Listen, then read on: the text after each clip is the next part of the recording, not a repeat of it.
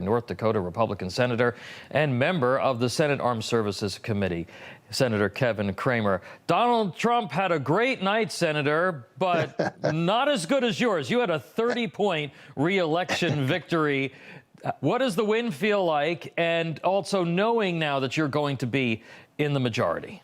Sure. Well, the win felt great. Thank you, Tom. And when you can double the number of votes that your opponent got, it makes for a nice early evening. However, the real work begins now. And so I look forward to being in the majority, having a gavel or two in some subcommittees and working with Donald Trump to really make America great again.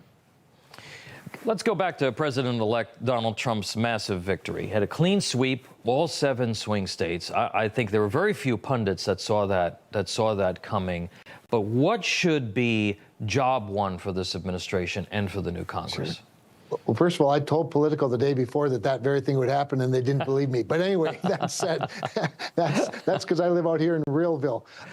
So it's interesting because the first thing that we have to do when we become the majority will depend somewhat on what we get done in the next month and a half before December 20th. But setting that aside for a moment, the special thing about the Senate, whether we have 53 or 54 senators, is that we can confirm Donald Trump's nominees very quickly. And I think I would strongly encourage him to get those important cabinet secretaries nominated, get them to us before he is sworn in on January 20th, so we don't waste any time getting those people in place. The Tax Cuts and Jobs Act that are going to expire next year, we should improve them. And of course, Donald Trump has some big plans for taxes, improve them, and then get some permanent tax relief that will really get this economy booming again. Senator, are you confident that there are some bold tax plans that the president has?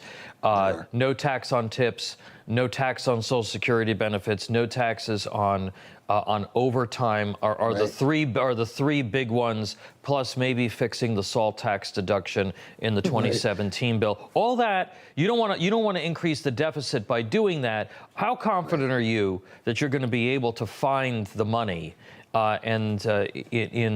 through other cuts in order to be able to offset and pay for those tax breaks? What you want the tax code to do, in my view, is incentivize more work, incentivize more profit, incentivize more economic growth, and that requires a pretty surgical approach, I think, not just a blunt approach. So it will have to be willing to compromise where necessary, find the common ground where it exists, agree to disagree if there are some unresolved issues. But all of the ideas that Donald Trump has put forward are good ideas. We just have to see if we can do it in a way that's, to your point, responsible to the deficit, because we cannot continue to run these huge deficits. Senator, Americans across the country, many of them celebrating this victory, but the left-wing media having a total meltdown, unfortunately, along with many Americans. Watch this. I was so hopeful that a mixed-race woman married to a Jewish guy could be elected president of this country. And I think that it had nothing to do with policy. I think this was a referendum of cultural resentment in this country. Anger and, frankly, fear were way more powerful than appealing to people's better angels. There are African-American women who know a little bit about being talked down to and know a little bit about having their economic dreams crushed. Tonight, they're trading in a lot of hope for a lot of hurt. These are many of the same people who called Donald Trump Hitler for years. So we know the talking heads are in full freakout mode. But when you talk to Democrats since Tuesday, do you get the sense from any of your colleagues or any other Democrats that there's an understanding that their agenda is just patently too radical for the majority of the people in this country? Well, certainly Democrats in North Dakota understand that. They feel abandoned by their party, quite honestly, which is why, there are no Democrats left in elected office in North Dakota, but for about 5 state senators and a couple handful of House members. But therein lies the issue. With regard to my colleagues, I haven't talked to any of them. We texted back and forth a little bit. We'll see when we get back next week whether that reality has set in for them. But I suspect it has for a lot of them.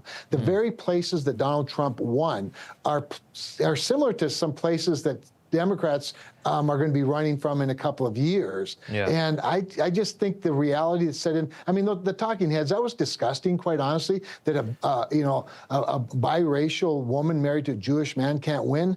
No, because she's wrong on the issues. It has nothing to do with her gender, her race, or who she's married to. Yeah. That's the problem. They have to accept that policy matters. People pay closer attention to it, clearly, than these talking heads do. And that's, they have to do some soul searching. Real quickly, I just want to pivot to foreign policy.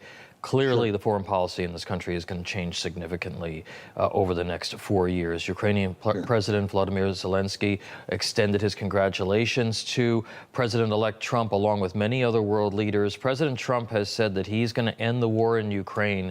How do you see his foreign policy taking shape? And if you were to give him some advice, what would it be? Yeah, well, I would encourage him to listen to Ronald Reagan radio recordings like I do, to remember that peace through strength really does work. Yeah. But Donald Trump is nothing if not a projector of strength. This is why I think his geopolitical views, his more populist views, actually work in contemporary America. Because on the one hand, he has relationships with some of the really bad actors, but the reason he does is because they believe him. They take him at his word when he says America is going to be strong again. They have a respect for him because they fear him. They don't respect Joe Biden or Kamala Harris because they project weakness. Even in their diplomacy, they always project weakness. So I think that I'm very optimistic about it, quite honestly. I know that probably Volodymyr Zelensky is a little bit concerned about Donald Trump's desire to end that war quickly, regardless of who ends up winning it, perhaps. Yeah. But you know what? I suspect there are a lot of Ukrainians that are looking forward to that war ending fairly soon as well. And I don't think Donald Trump's going to do it by requiring Ukraine to lose.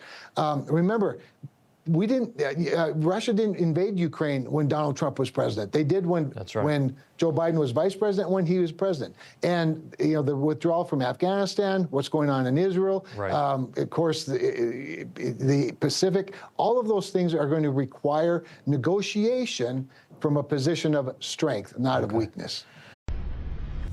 Information. Truth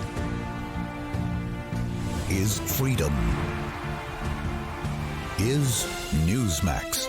It's real news for real people.